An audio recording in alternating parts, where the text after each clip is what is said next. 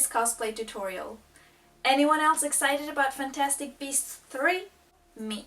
I absolutely love the idea of seeing the wizarding communities all around the world, and I was so hyped for the French one in the second movie.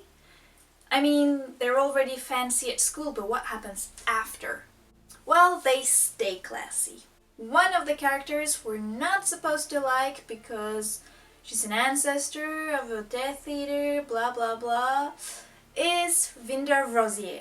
I just love her whole look, and I thought this would be the perfect timing to make her outfit since the next movie just came out. Let's go! First up, the dress. I found a bottle green silky kind of fabric which draped very nicely. It was very thin and difficult to both cut and sew, but in the end it was worth it for the red look. Because thin fabric also means slightly transparent, I chose a dark green stretchy fabric to make an inner dress as well. For the shape, I used the dress I already had, but make sure it's a wide dress and not a fitted one. Mark the waist on the fabric with some chalk. On the front, I needed to mark the cuts I had to make, so I made a mark on the middle that goes all the way down, and also on each side of the middle. I also marked where the opening on the front stops, just above the bra line. Then cut the fabric pieces.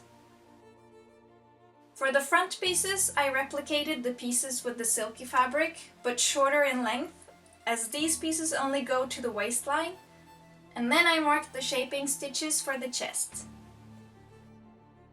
I made a little seam to mark it like this.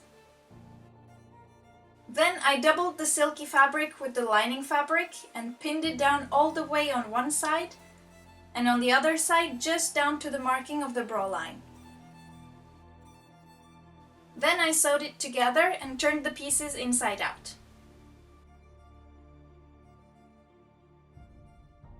Next, I sewed together the silky pieces and the lining separately according to what goes on the front and the inner dress. For the back piece, I needed a lot of folds, so I just took a large piece of the silky fabric and started to pin down a whole bunch of folds like this. It took me forever to do.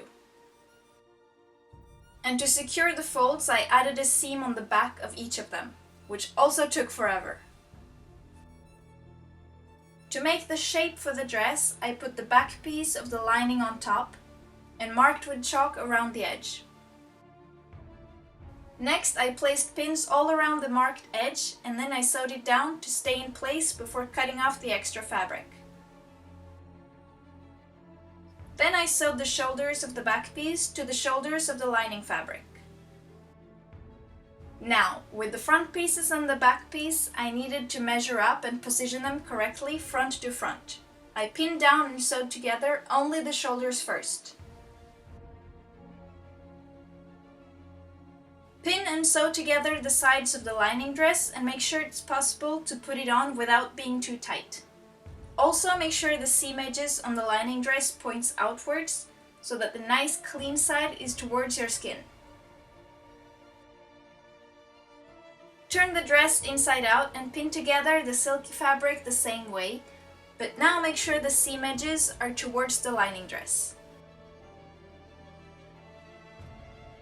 Flip the dress on the right side again and pin down the front up to where you want your opening to be, and sew it together on the inside so the seam is invisible.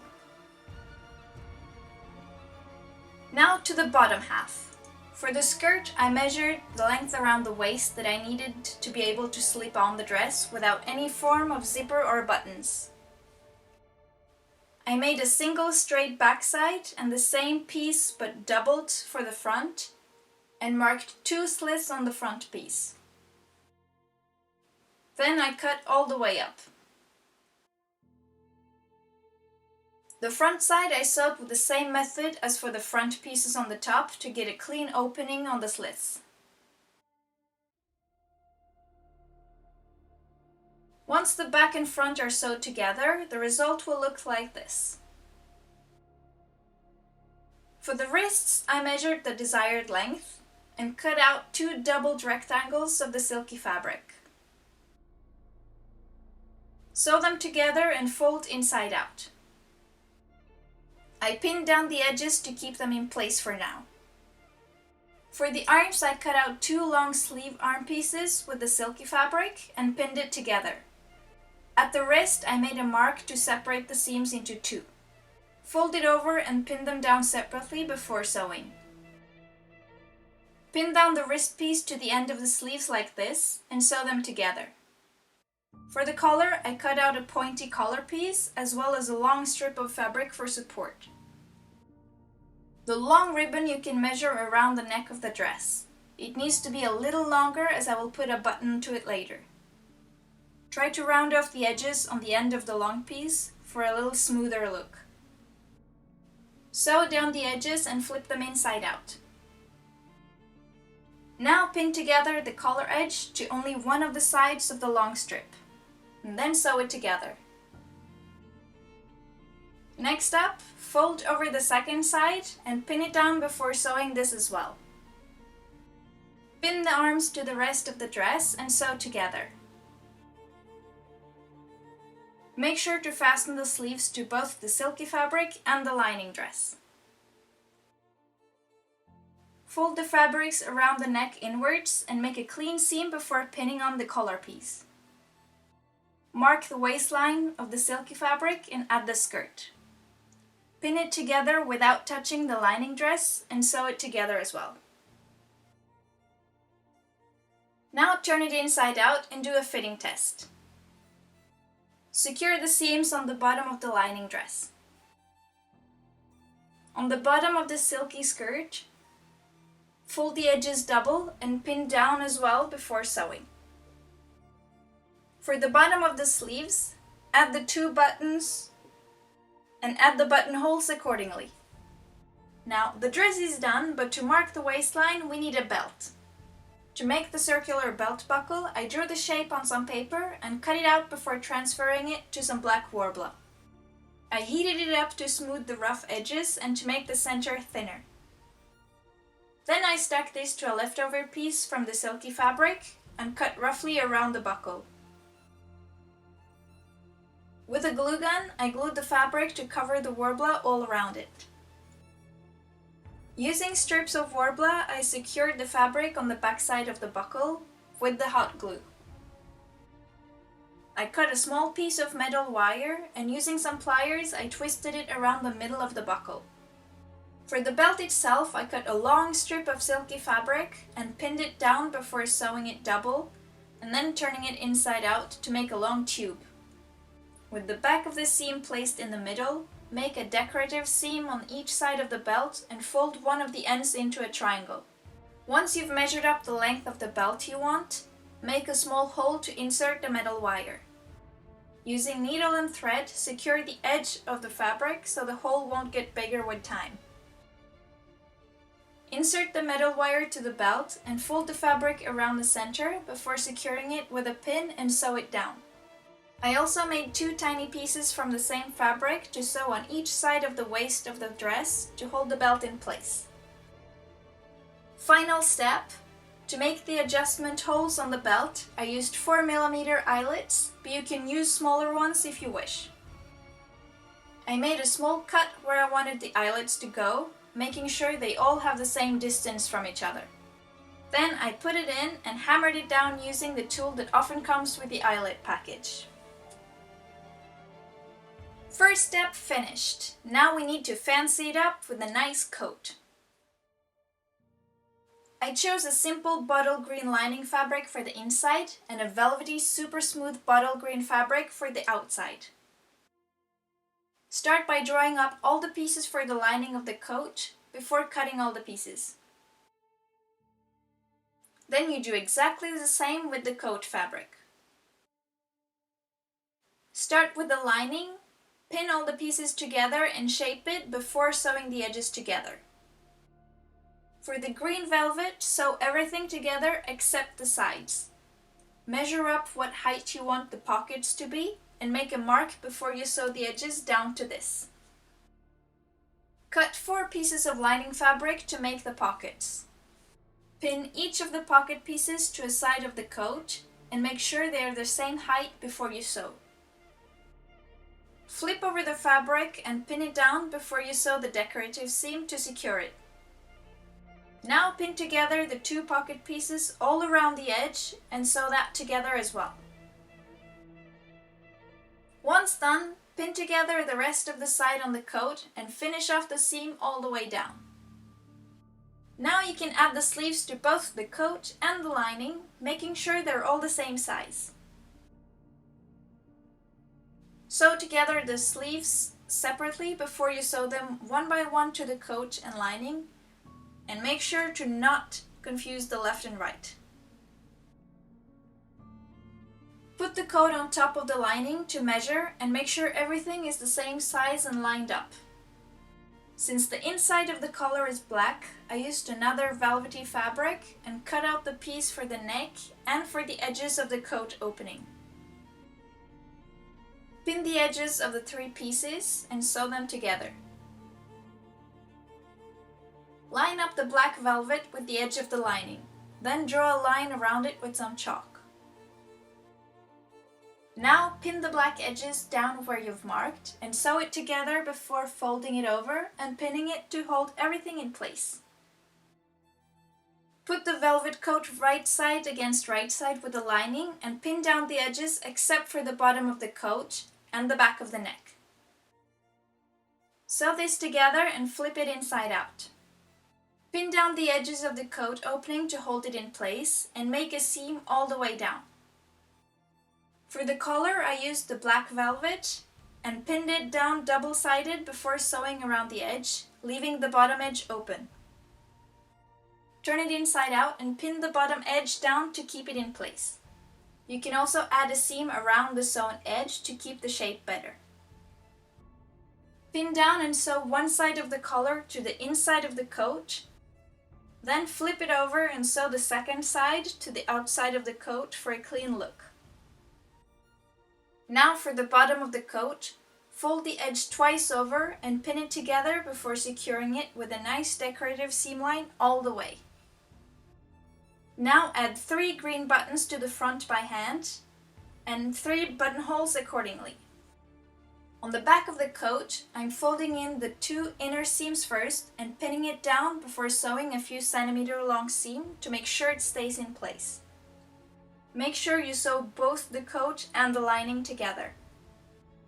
I wanted the coat to be even tighter around the waist, so I did the same thing with the next 2 seam lines as well. To add the belt on the back, I measured up the piece I needed on a piece of paper, a thick strip with 2 triangle ends. I then transferred this pattern to the green velvet fabric and doubled it. Sew around the piece, flip it inside out and make a decorative seam all around the edge of it. Pin it down so it hides the extra seams we just made to the coat, and then add 2 big green buttons like the ones on the front to hold the fabric piece in place. For the bottom of the sleeves, I put together a piece of the black velvet and the green velvet. Sew it together and flip it inside out before adding a decorative seam all around the edges. Now pin the piece to the end of the sleeves, and it doesn't matter if the piece is a bit longer than you need, you can simply overlap it on the end. Sew it in place and flip down the sleeves. Last minute, I noticed an extra detail. There was some green velvet with a purple edge on the inside of the coat opening. So I pinned a leftover piece from the green velvet fabric on the inside of the opening before sewing it down in place. However, this would be both easier and better to do before combining the lining with the outer coat, of course. For the final detail, I found a pale violet thread and made a narrow, wide zigzag seam all around the green velvet piece. I used violet for the upper thread and bottle green for the under thread to blend in with the green velvet fabric. And that's another piece done. Lastly but not least, the hat. I'm such a donut when it comes to making hats, so it was a scary project to take on, but I'm up for a challenge. I used some simple black felt for this, although I think a medium dark grey would probably be a better color to be screen accurate. I cut out about 3/4 circle for the brim and cut it out doubled. Just make sure that the inner circle is the same length as around your head. Sew it together and flip it inside out, leaving the inner circle open. You can also add a decorative seam all around the outer circle. For the hat itself, it was more complex because of the shape on the top, so I had to measure it up first. Make sure the bottom is the same length as around your head as well. Cut it out doubled and pin down the edges except the bottom one and sew it down. Flip it inside out and add a decorative seam around the edge as well. On the opening on the top of the hat, I made a little extra seam to close it, as well as down the back of the hat where the edges meet. I lined up the inner circle of the brim and the hat before pinning it together. Combine the pieces and add an extra seam all along the edge. For the ribbon around the hat, I used a dark bottle green fabric. If you're using dark grey felt, I recommend using a black ribbon for accuracy. I used green simply not to use black on black. Draw a line with chalk where you want your ribbon to go. Pin one edge of the ribbon all around the hat and sew it down in place. Flip the ribbon over and pin it as close to the seam between the brim and the hat as you can. Sew it in place with a decorative seam in the same color as the ribbon. For the feather, I didn't have a black one, but not to worry. You can use a feather of any color and use a mix of gold and black acrylic paint and a flat brush. Follow the directions of the feather with each stroke until you're happy with the color. On the right side of the hat, I folded the brim up halfway and added a couple of hidden stitches with a black thread to keep the fold in place. To fix the feather to the hat, I made a mark where I wanted it, and then using a needle and a thread of the same color as the ribbon, I simply sewed it on. And here is the result of the 3 pieces put together, ready to make mayhem in the city of Paris. I hope you liked this video. For more upcoming content, don't forget to subscribe to my channel and click the little notifications bell. You can also follow me on Facebook, Instagram, and if you want to support my work, you can always get me a cup of coffee. All links are in the description below. Bye bye!